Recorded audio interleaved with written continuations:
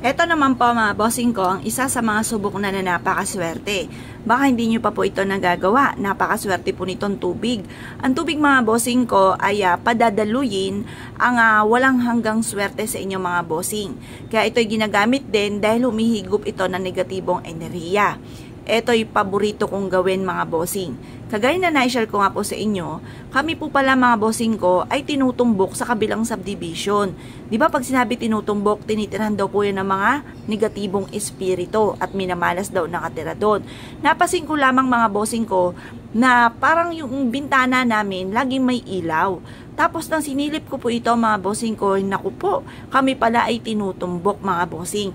Kaya ang dami-dami mga pagsubok na pinagdadaanan. Ang ginawa ko po mga bossing ko, kinontra ko po ito. Kumuha po ako ng tubig mga bossing ko at inilagay ko ito sa tapat mismo ng bintana mga bossing. Ngayon pa mga bossing, dahil nga po sa naging nadadali ang aking baso na may tubig, inilagay ko ito sa tapat ng pintuan kasi yung mismong bintana, dire-diretso rin sa pintuan namin ng kwarto. Kaya ang ginawa ko ay nilagay ko na lang siya sa ilalim ng aming higaan. At ito po mga bossing ko, nagulat ako, bakit kaya parang ang tahimik sa likod namin? Ngayon po, yung pala yung bahay na ito ay nabenta na kasi tinutumbok din po siya. Nabenta na mga bossing.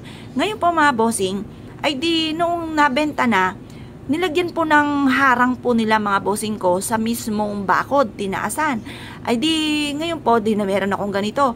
Ito po, pag nagdudumi, pinapaltan ko kaagad. Basta palit na ako ng palit mga bossing. Kapag po nakita ko may alikabok na, pinapaltan ko lang po siya. At pagkatapos mga bossing ko, ang nangyari po, ay yun nga po, sinuswerte na. Nung biglang parang may biglang dumating sa aming swerte, ang ginawa ko, pinataasan ko po, tinakluban ko. Tapos nagsunod-sunod na po ang swerte mga bossing. Kaya ito po isa sa mga pinaniniwalaan ko, ang tubig ay magdudulot sa atin ng swerte mga bossing. Dahil isa po ito sa nagpatotoo po sa amin. Ang mga sinishare ko po sa inyo po mga bossing ko, lahat po yan ay totoo mga bossing ko na nanggaling sa amin. Ang lahat ng mga sinishare ko ay base sa aming mga karanasan mga bossing. Kaya kung tatanungin nyo, ako po isa sa mga numero 1 na napakahilig sa mga pampaswerte.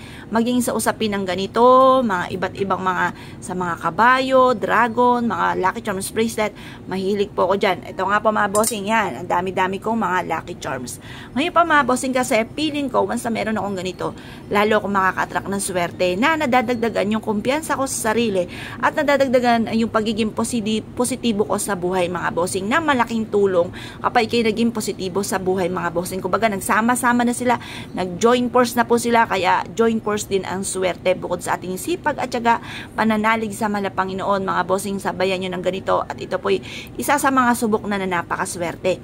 Kaya kung ikaw'y naniniwala at nais po itong gawin, huwag na kayo magpatumpik-tumpik pa, basta i-maintain ang kalinisan ng tubig. Kapag po ito parang umuunti na yung tubig, hugasan nyo lamang sa lababo, hugasan nyo rin yung baso, tapos palitan nyo ulit ang panibagong tubig, tapos mag-wish ka lang sa umaga mga bossing.